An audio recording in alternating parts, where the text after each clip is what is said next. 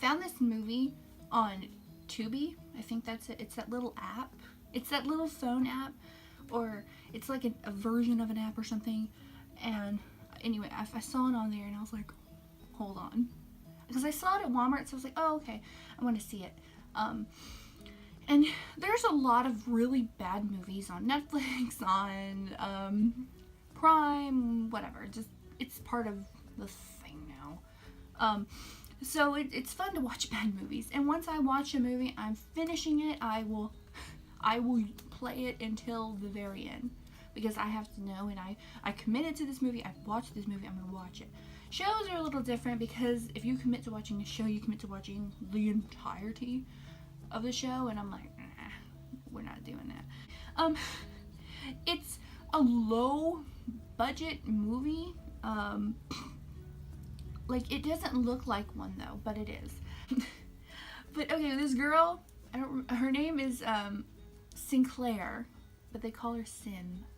It's like a nickname, and I'm like, oh, wait a minute. I'm like, did you just say that? Sinclair? Wow, okay, anyway.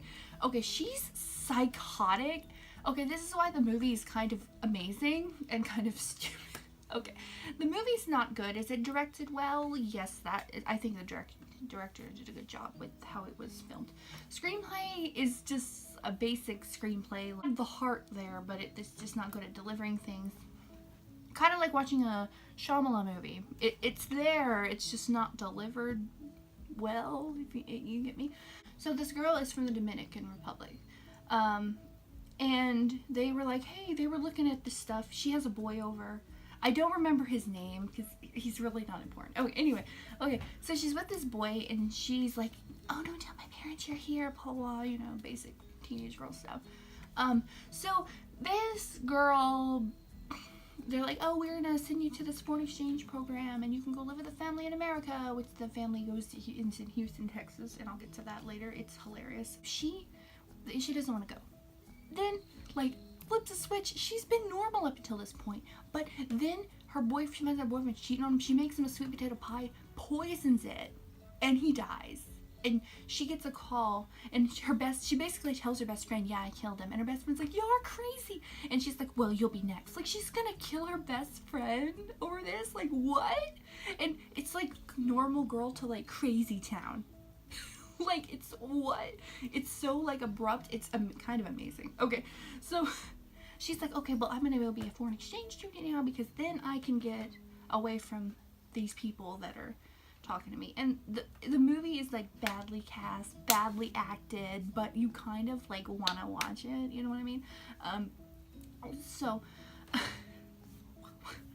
it's so fun to talk about. Okay, so she goes home. She moves to Houston, Texas, and she's got a cliche old sister her age that hates her just because, for no reason. She just hates her. She has a mom. She's got a dad that she finds attractive and an older son she finds attractive.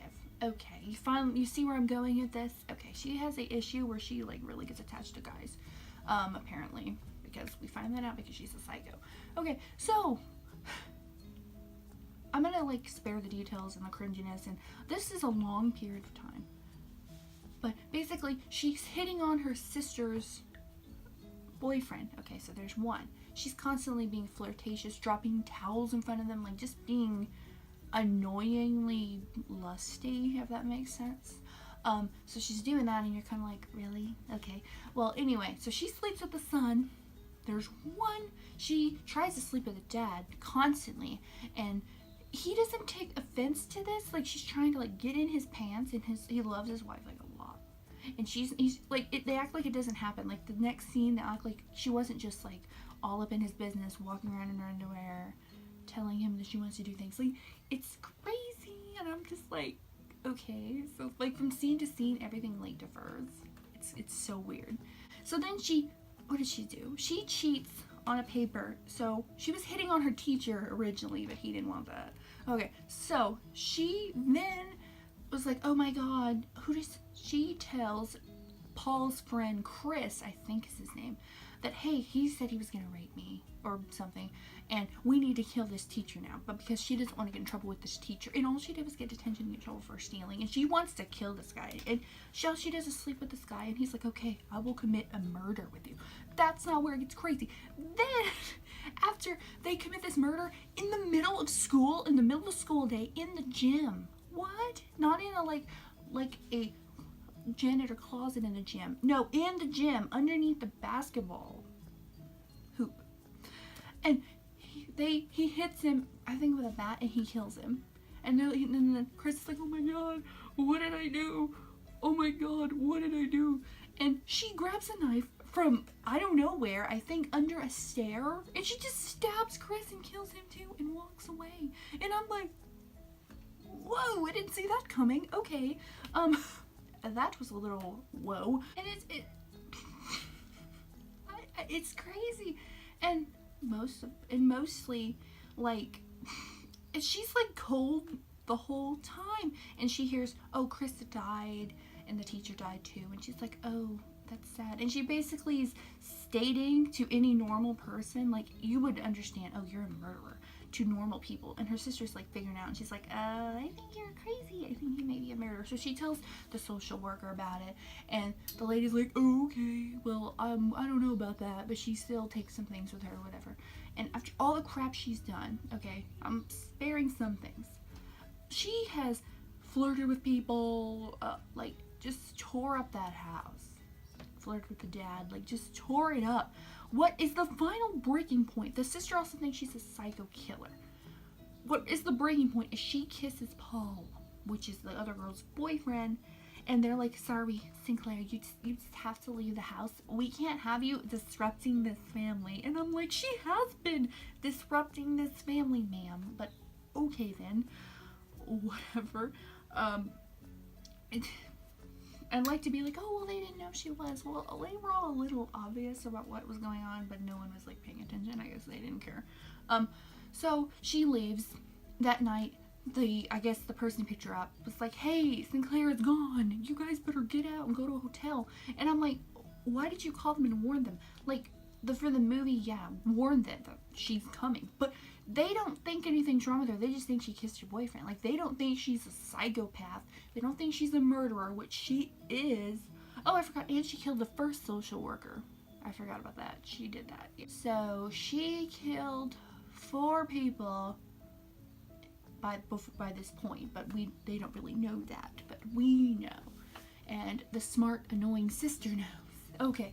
So, she's like, oh god, call everybody, you're kind of, oh, she's coming, oh my god. Even though they shouldn't know she's a threat at this point. But anyway, so, I'm basically telling them a lot of the story, but it's got to be told. Okay, so, Sinclair somehow goes back, I don't know where she was in Houston, but apparently she wasn't far enough away to not get back to where they were. So, the dad goes downstairs, hits over the head. I don't really know, I'm assuming he died. They don't really clarify a lot of this. Or maybe they do after the credits and I just stopped watching because I was like, what did I just watch? Anyway, so husband down, mom down. Okay. Then this whole scene is really weird. Okay. So Sinclair is inside the girl's closet, but the way the bedroom is set up, she was already because all this happened downstairs. The girl is upstairs. So she goes to the girl's room and she's inside of the closet and she just waits till she opens the door and but the way it's set up, she would have had to walk on the other side of the room where this girl is still asleep and an easy victim, walk around the room, walk around the bed, and then put herself in the closet and just wait for her to open the door. But you just killed 2 people. She killed 2 people and the screams is what woke up the girl. She woke up immediately. And how did she end up in the closet? Like, I have so many questions. Did she teleport there? Is that the secret of Sinclair? She can teleport? Because I don't know how she's getting away from all these crimes not being seen. So maybe that's the hidden secret. In the sequel, if we get a sequel, it'll be proven that she's Nightcrawler and she can teleport. Because there's no other explanation for how she's just never seen by cameras and never seen by people. And just gets away with everything. And the girl takes her down. I think her brother helps a little, but it's basically the girl that takes down Sinclair, and it's kind of hilarious. It's comedically great. So she has, I think they haven't, she has a knife. Okay, so what happens is they're fighting over the knife, blah blah blah. And she's really not trying to stab her, because you know, you came in here, killed her parents. Aren't you just killing her? It's because we need this girl to get away. So she's not actually attacking her per se. She's just kind of, you know, not really attacking her and plummeting that knife in. She's just sitting there. So the girl grabs it, finally eventually gets it, and she stabs her in the neck, and it just cuts her neck, and she's like, oh, and she falls down. Okay. Then, before the credits roll, don't mess with Texas. Knife drop. Walks outside with her brother, and I was like, oh yeah, I did forget. It's like you mentioned one time that this was in Houston in the very beginning. I'm so glad we set this in Houston so we could get a don't mess with Texas joke. I'm from Texas. People do sport that like it's our national anthem. Don't mess with Texas. And it's not an exaggeration, no. This all speeded up, like this all was in the last 3 minutes of the movie. The killing, her escaping, them dropping her out, like it sped up. It was like all this long tension of how they're doing this crap, and then it's like, oh, final movie part got in. So we have 3 minutes, guys. Do you think we can fit all of this stuff in 3 minutes? And they were like, oh heck yeah, man, I can edit this so well. Hold on. And I wouldn't really recommend seeing this movie, actually. But it is a weird one. But the girl is actually kind of interesting because she's so psycho for no reason. Like, she has no reason to be like this psychotic. And her parents, they just are like, they automatically think she killed people. Like, it's kind of hilarious. Her mom was like, do you have anything to do with this murder, when she was home? And they were like, no. And they kind of believed her. She got to Texas. As soon as someone died, you didn't have anything to do with this, did you, Sinclair? And I'm like, what? And she's like, no, guys, I would, no. And the girl's like, she's like, no, guys, it's not anything. And then they hang up and they're like, she did it. Like, she did it. Like, comedically saying, oh, she did it.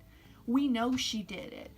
And they said, if one more thing happens, we'll go get her. So what, basically, you were like, if one more person dies, then we'll go get her. Why don't you go get her now? Do you know how many people died because of you?